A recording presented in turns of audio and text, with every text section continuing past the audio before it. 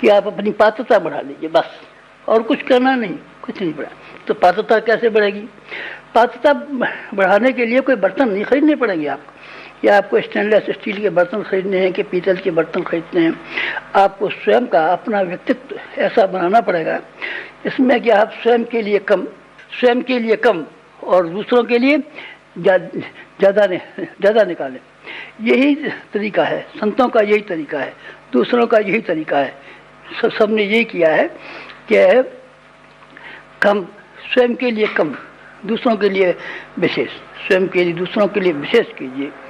आज समाज को कितनी ज़्यादा आवश्यकता है हम कुछ कह नहीं सकते आपसे। जैसे जब से ये ज़मीन पैदा हुई है और जब से ये आसमान पैदा हुआ है, उस समय से लेकर के आज तक कभी भी ऐसा समय नहीं आया जबकि उनकी जो भावनाशील है, जिनके की कलेजा भी है, जिनका हृदय भी है, उन हृदय वाले और कलेजा वालों की सहायता की जितनी ज़रूरत इस इंसानियत को पहले पड़ी हो, ऐसा कभी हमको याद नहीं आता।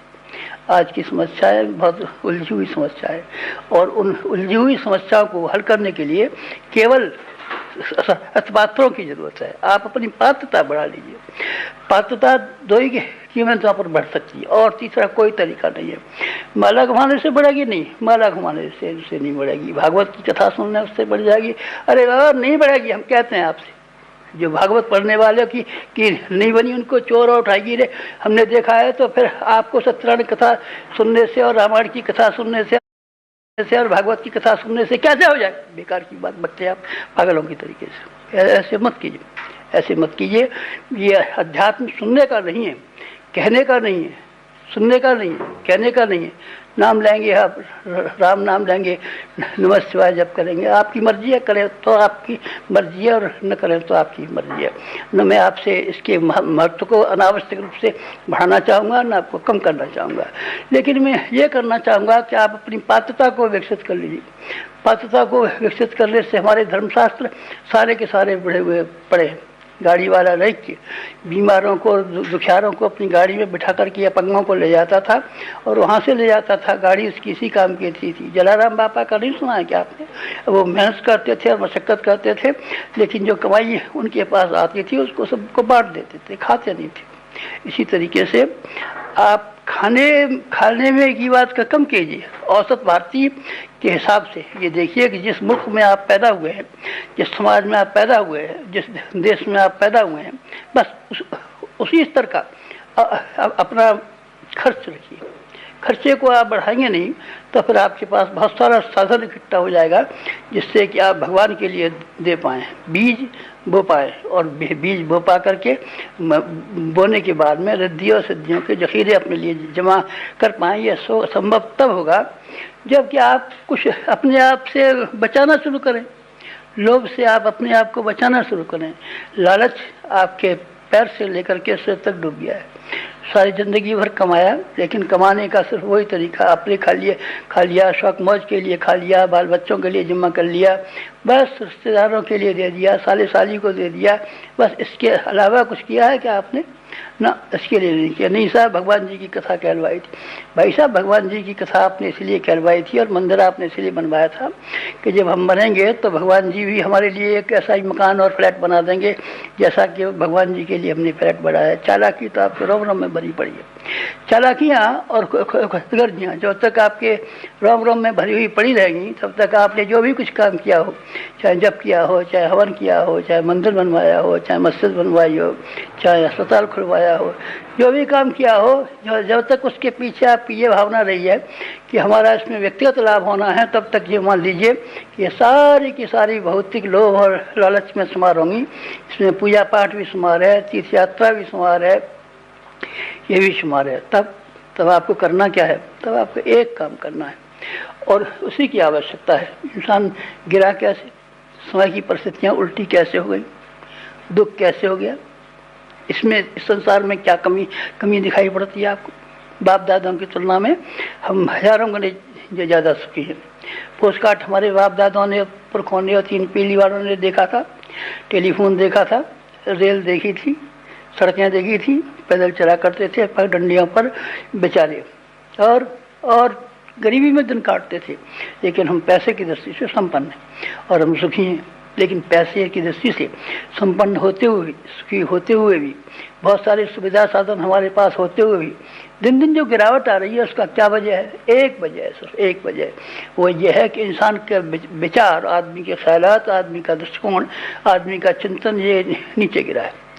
और इसको आप उठा दें तब मजा आ जाए। नारद जी ने वाल्मीकि को इस तरीके से समझा दिया कि बात उसकी समझ में आ गई, और चोर उठाई गिरा, उचक्का, डाकू, गालियां दें, हाँ वाल्मीकि को मुझे बहुत गाली देनी चाहिए, लेकिन जब उसने रास्ता अपना बदल दिया, जीवन अपना बदल दिया, तो ऋषि वाल्मीकि हो गए। और सीता जी को उन्होंने पाला, और रामचंद्र जी जिन बच्चों का पालन नहीं कर सकते थे, उन्होंने ऐसी तरीके से पाला कि रामचंद्र जी, लक्ष्मण जी, हनुमान जी इन सबसे लड़ने को आमादा हो गए, बहुत ताकतवर हो गए थे। कौन हो गए थे?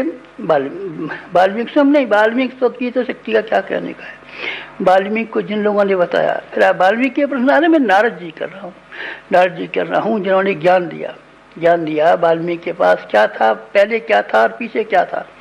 पहले जो था उससे कुछ कमी हो गई होगी।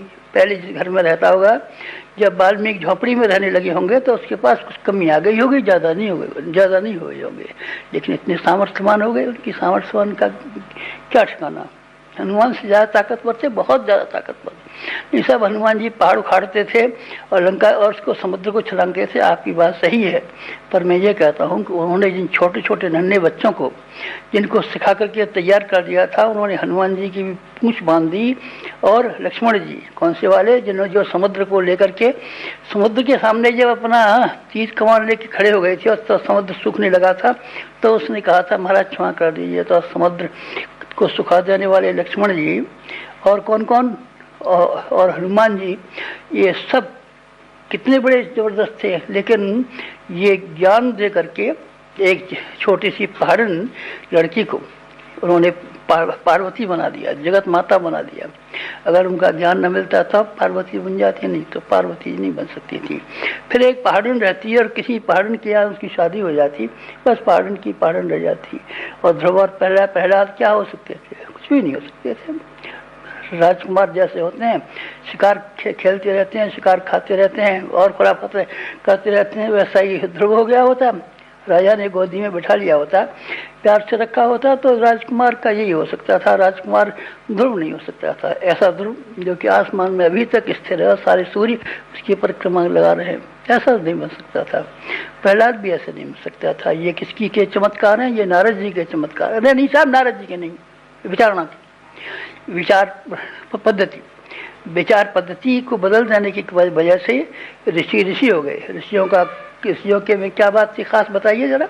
ऐसे हाथ थे उनके, ऐसे पाँव थे, ऐसी उसकी टांगें थी, ऐसे उनका सारा शरीर था, जैसे हमारे आपके तरीके से हैं। ऐसे उनके दांत थे। जब ऋषि बुढ़े हो गए होंगे तो दांत ऐसे उखड़ गए होंगे जैसे कि हमारे। अब ये नहीं मालूम है हमारी आवाज़ ठीक आपको सुनाई पड़ती है कि नहीं पड़ती। पहले हम नकली दांत लगाते थे तो ठीक सुनाई पड़ते थे। अब हमको कुछ काम ही नहीं है, दांत सब फेंक भाग लिए उतार करके, तो अब इसीलिए आवाज़ ठीक ना आ सकती। और ऋषि भी ऐसे होंगे, हमसे ज़्यादा उम्र के होंगे, हम 75 साल के हैं, तो ऋषि ज़्यादा बुढ़े हो गए होंगे तो उनके दांत सब साफ हो गए होंगे, थोड़ी नाक से लग जाती होगी, तो ऐसे ऋषि होंगे। लेकिन वो ऋषि कैसे सामर्थ्यवान है वो? क्यों हो गए ऋषि? क्या चीज़ मिली उनको? कोई चीज़ नहीं मिली उनको, एक ही चीज़ मिली, ज्ञान। ज्ञान को आप ग्रहण नहीं कर पाते। सुनते तो हैं, आप देखते भी हैं, पढ़ते भी हैं, लेकिन आप ग्रहण नहीं कर पाते। ग्रहण नहीं कर पाएंगे तब उसका चमत्कार, ज्ञान का चमत्कार किस तरीके से होगा? आप ज्ञान को ग्रहण कीजिए। जब आप ज्ञान को ग्रहण कर लेंगे, अपने जीवन में उतार लेंगे, तब फिर आपके लिए संभव होगा कि सारे के सारे समाज को उस ज्ञान को दें। और तब फिर ये संभव होगा आप सारी समस्याओं के समाधान कर दें। आप रुपया बांट करके गरीबी दूर नहीं कर सकते। गरीबी मिटाओ, बेशक गरीबी मिटनी चाहिए, तो आपको कितना चाहिए? इसके लिए करोड़ों करोड़ रुपया चाहिए, जबकि आप हर आदमी की गरीबी मिटाएं तब। और क्यों साहब करोड़ों करोड़ रुपया न हो तब आप उसको ज्ञान दीजिए, समझदारी दीजिए, ताकि अपना जो कमाता है उसी की सीमा मर्यादा में रहे, तो खूब प्रसन्न रहेगा और खूब